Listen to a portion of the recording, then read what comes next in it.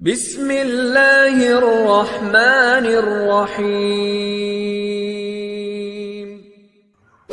MNS information کے پیارے دوستو، السلام علیکم ورحمۃ اللہ وبرکاتہ۔ امید ہے آپ خیریت سے ہوں گے۔ اللہ تعالیٰ آپ کو سلامت رکھے۔ آپ کے سامنے قرآن و حدیث سے ثابت شدہ وظائف لے کر حاضر ہوتا ہوں۔ آج کا جو وظیفہ ہے وہ قرآن مجید کی سورہ علم نشرح کا وظیفہ ہے۔ یہ وظیفہ کتنا پر اثر اور پر تاثیر ہے، اس کے لیے آپ کے سامنے ایک واقعہ ذکر کرتا ہوں جو ایک اللہ والے کی کتاب میں پڑھ رہا تھا۔ انہوں نے یہ واقعہ ذکر کیا اور انہوں نے لکھا ہوا تھا کہ میں مدرسہ میں پڑھاتا تھا۔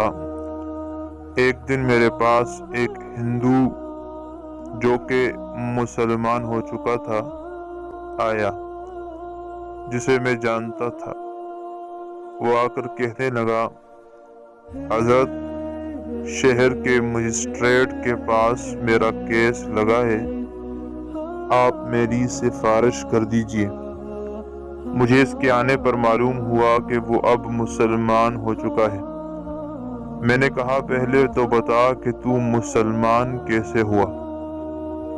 اب اس نے سورہ علم نشرح کی کہانی سنائی کہ میرے خاندان کا شہر کے معززین میں شمار ہوتا تھا۔ میرے والد کا کپڑے کا کاروبار تھا۔ میں نے اعلیٰ تعلیم حاصل کی۔ تعلیم سے فارغ ہو کر میں والد کی دکان پر بیٹھنے لگا۔ پھر ایک آریہ سماج خاندان میں میرا رشتہ طے ہو گیا اور میری شادی ہو گئی۔ شادی کے کچھ عرصے کے بعد میں بیمار ہو گیا۔ ٹی بی کی بیماری لاحق ہو گئی۔ بہت علاج کروایا لیکن کوئی فرق نہ پڑا۔ میری بیوی کا بھائی شہر کا مشہور ڈاکٹر تھا۔ وہ گھر میں آتا، میرا علاج کرتا، دوائی وغیرہ دے کر چلا جاتا، لیکن مرض بڑھتا گیا۔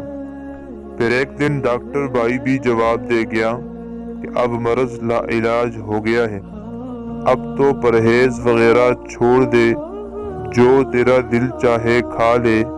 اس کی بات سن کر میں رونے لگا، آنکھوں میں آنسو آ گئے۔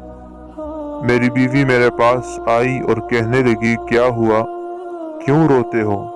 میں نے کہا، ڈاکٹر بھائی یہ کہہ کر گئے ہیں۔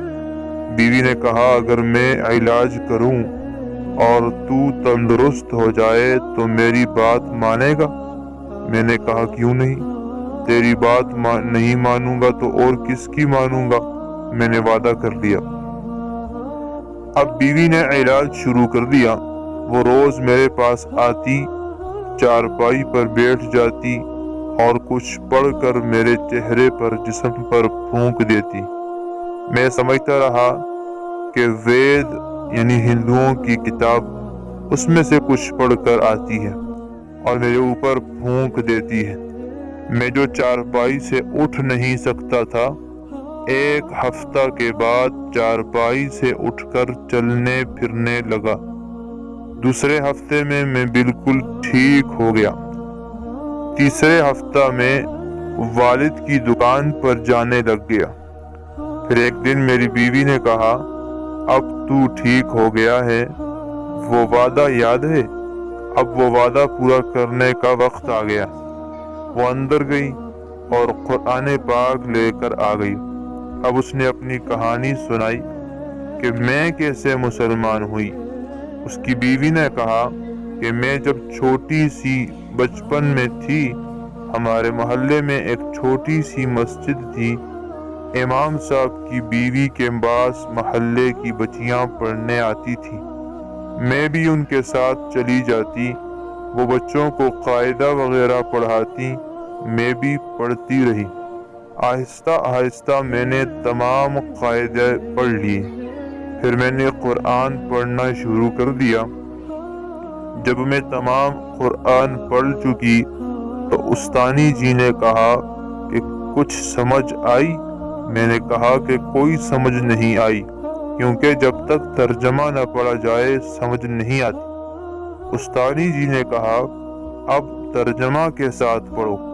اب میں نے ترجمہ کے ساتھ پڑھنا شروع کیا۔ جب سارا قرآن با ترجمہ پڑھ لیا تو استانی نے کہا اب سمجھ آئی؟ میں نے کہا اب ساری سمجھ آ گئی ہے، بس مجھے کلمہ پڑھا دیجیے۔ استانی نے کہا دیکھو گھر والوں سے اپنے مسلمان ہونے کا ذکر نہ کرنا، تمہارا خاندان آریہ سماج خاندان ہے، ہم لوگوں کو تنگ کرے گا، ہم مشکل میں پھنس جائیں گے۔ میں گاہے بگاہے استانی جی کے ہاں چلی جاتی، قرآن پڑھتی، نماز نفل پڑھ کر آ جاتی، ساتھ ساتھ وید کی تعلیم حاصل کی۔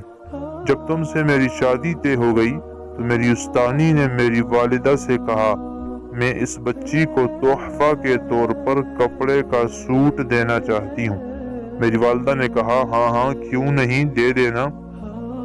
میں نے موقع غنیمت جان کر اپنی استانی سے کہا جب میں ڈولی میں بیٹھ جاؤں تو کپڑے کے سوٹ میں قرآن مجید لپیٹ کر مجھے دے دینا۔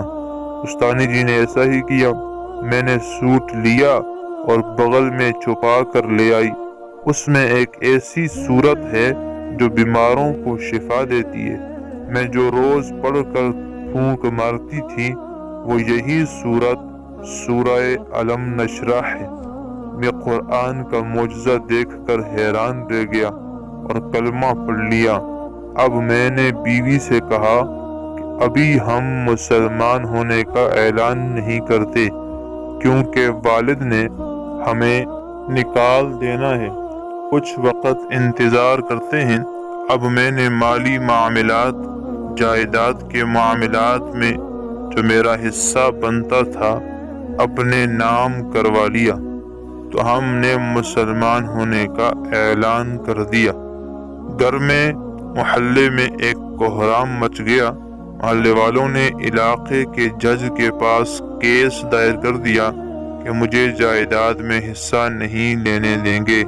اس شخص کا کیس مضبوط تھا تو وہ اللہ والے فرماتے ہیں میں نے اس کی سفارش کر دی اور اللہ نے اس کو فتح عطا فرما دی۔ دوستو یہ واقعہ آپ نے سنا، ایک ہندو کی بیوی وظیفہ کر لے اور ایک ہندو پر پھونک لے تو آپ اندازہ لگائیں اس پر اثر ہوتا ہے۔ اگر پڑھنے والا بھی مسلمان ہو، جس پر پڑھا جائے وہ بھی مسلمان ہو تو کیوں اثر نہ ہوگا؟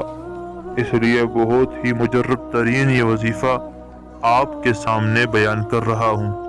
کسی بھی قسم کی مشکلات ہوں، کسی بھی قسم کے حالات ہوں، بیماری ہو لا علاج، قرض ہو، پریشانی ہو، ٹینشن ہو، رشتوں کی بندش ہو، شادی نہ ہوتی ہو، میاں بیوی کے لڑائی جھگڑے ہوں، جس مقصد کے لیے آپ چاہیں اس سورت کا ختم پڑھ سکتے ہیں۔ آپ نے کرنا یوں ہے، شروع میں 11 مرتبہ درود ابراہیمی نماز والا درود شریف پڑھنا ہے اور اس کے بعد 313 مرتبہ سورہ علم نشرح یہ پڑھنی ہے جو آپ کو اسکرین پر بھی نظر آ رہی ہوگی۔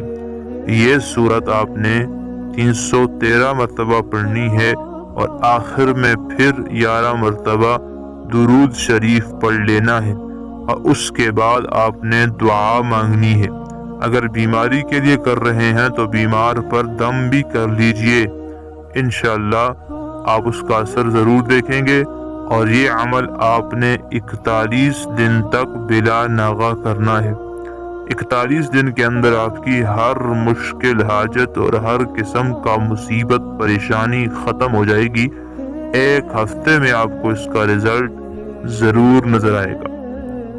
اگر ویڈیو اچھی لگی ہو اس کو لائک کر دیجئے، صدقہ جاریہ سمجھ کر شیئر کر دیجئے اور چینل کو ضرور سبسکرائب کریں تاکہ اچھے اسلامی معلوماتی وظائف آپ تک پہنچ سکیں اور مسلمان جعلی عاملین جھوٹے وظائف سے اپنے آپ کو بچا سکیں۔ السلام علیکم۔